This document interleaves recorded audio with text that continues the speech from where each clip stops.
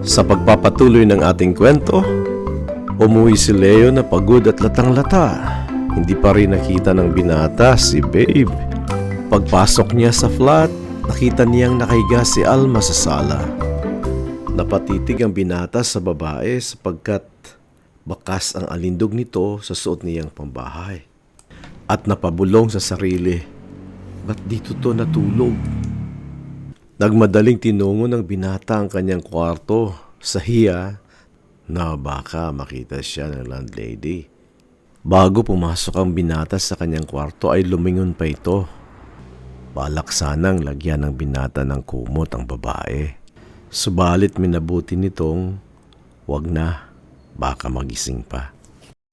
Sa loob ng kanyang kwarto, lalong nasabik si Leo sa kanyang nobya.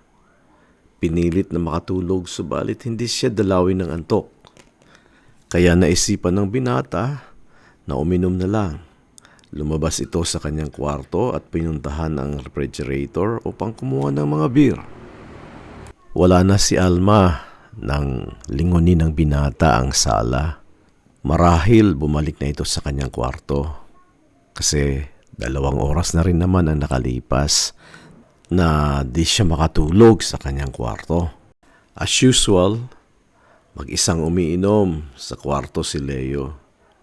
Wala rin naman siyang maaya kasi 2 babae ang kanyang kasama sa bahay at hindi niya alam kung umiinom ba ang mga ito. Nang makalimang buti na ang binata, ay naibato nito ang buting walang laman sa pinto. Marahil sa disappointment niya na di mahanap ang kanyang kasintahan. Lumikha ito ng ingay na narinig ni Alma na nasa kabilang kwarto lang. Ano yun? Sa kwarto ni Leo yun Sambit ni Alma. Napatakbo ang babae, tumawag at kumatok si Alma sa kwarto ng binata. Subalit hindi sumasagot si Leo. Sa pag-aalala ni Alma kung ano ang nangyari sa binata ay binuksan na niya ang pinto. Nakita ng balo ang binata na lugo at umiiyak. Ano bang nangyari? Tanong ni Alma. Umiling lang ang binata. May problema ba, Leo? Mahinang tanong ni Alma. Hindi sumagot ang binata at nakahihulang ito. Sa paggat ng mukha, nakita ni Almang umiiyak ito. Muling nagtanong ang landlady ni Leo sa kanya. Hindi mo pa rin ba nakita si Babe? Tumango lang si Leo. Alam na ni Alma at ni Isabel ang tungkol kay Babe kasi naikwento na ito ni Leo. Naupo ang babae sa sahig, kumuha ng isang beer at nagwika. Mukhang masarap to Pwede ba akong makipag-inuman sa'yo? Ngumiti ang binata at suminyas ito ng oo. Kumalma ang pakiramdam ng binata. Huwag mo kasing suluhin ang problema mo, Leo.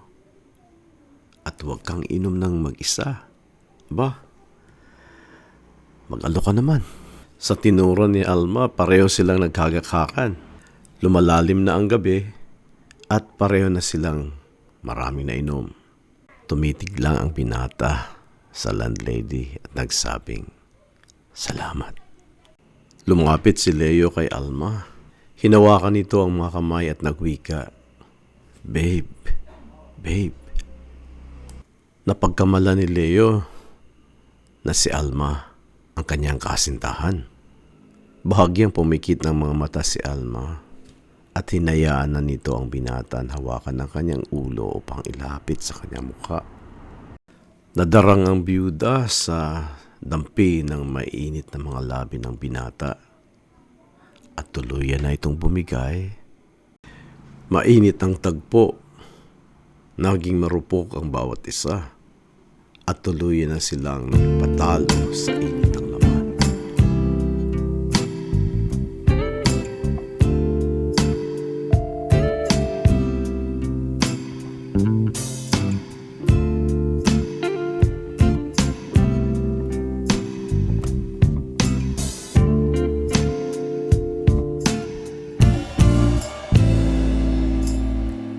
Hala, si Ate Alma yun Bakit siya galing sa kwarto ni Kuya Leo?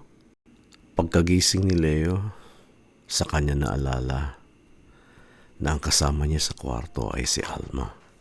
Isang linggo matapos ang nangyari sa dalawa ay hindi na nagpapakita si Alma sa binata. Sa opisina ni Leo, hindi rin ito mapakali. Nag-iisip. Sa kanyang pag-iisip, biglang tumunog ang telepono ni Leo sa opisina. Ang boss ni Leo ang tumawag. Agad naman nitong sinagot ng binata. Tungkol ito sa meeting niya sa malaking kumpanya. Okay boss, I will attend the meeting. I already confirmed with the MX company. I'll be there in the afternoon. Ang company pupunta ni Leo ay company kung saan nagtatrabaho si Elaine, ang kanyang dating crush. Si Elaine at siya ay childhood sweethearts. Sa reception area, isang Arab lady ang kanyang nadatnan. Nagpakilala siya at sinabi niyang may appointment siya sa CEO. Alam na ng receptionist na darating siya.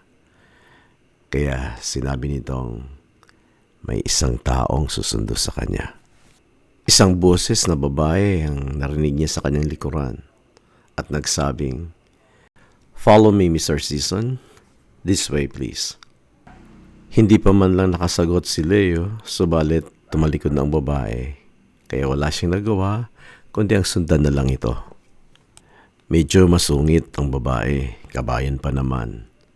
Subalit pagdating nila sa conference room, nagpakilala ito. Sinabi niyang siya daw ang sekretary ng CEO. Ang sekretary ng CEO ay bumalik sa kanyang opisina at tumawag ito sa isang babaeng Pilipina. "Bishi, nandito na siya. Nasa meeting room. Puntahan mo na." "Okay sis. Sunod ka na kaagad ha. Ikaw ang gagawa ng minutes of meeting."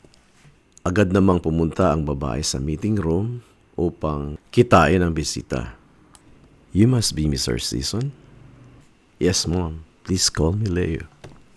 Biglang napatitig ang binata sa babae.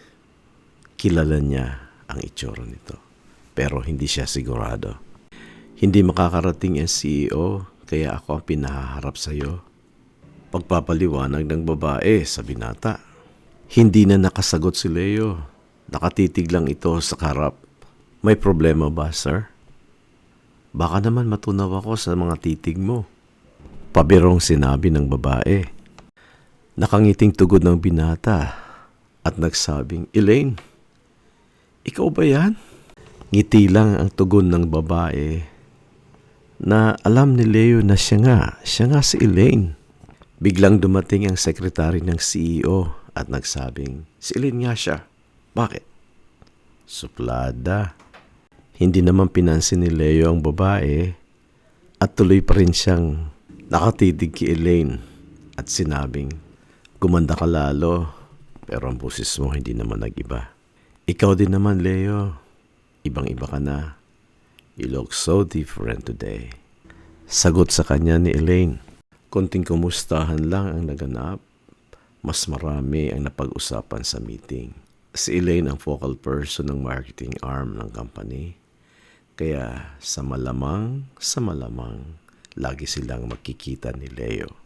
Success ang unang meeting nila at naghiwa-hiwalay silang masaya at nagpaalaman sila na walang puknat. Sa bahay ng binata, habang ito ay nasa kama, napaisip ng malalim si Leo. May sayang hatid ang pagkikita nila ni Elaine kanina. May konting kurot kasi sana daw si Babe na lang ang nakita niya. Subalit, hindi maikaila ni Leo. Si Elaine na childhood sweetheart niya, na matagal niya ng crush, ay lalong gumanda at kahali-halina. Isang malaking katanungan ang pinakawalan ng binata sa isip niya. May boyfriend na kaya si Elaine?